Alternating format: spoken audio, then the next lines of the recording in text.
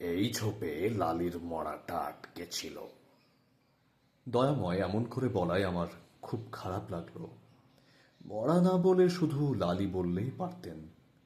যারা মরে যায় তাদের প্রতি শ্রদ্ধা দেখাতে না পারলেও ঘেন্না থাকাটা কি উচিত? ধরা যাক লোকটা বা মেয়েটা কিংবা কেউ হাড় জ্বালানি বদমাশ ছিল, কিন্তু মরার পর তো আর কিছু করারই রইল না। ঠিক এভাবেই বিভিন্ন ধরনের ছোট ছোট মজাদার গল্প, ছোট গল্প সৈয়দ মুস্তাফা সিরাজের লেখা অনেক সুন্দর সুন্দর গল্প আছে, যা আমি আজকে পড়লাম।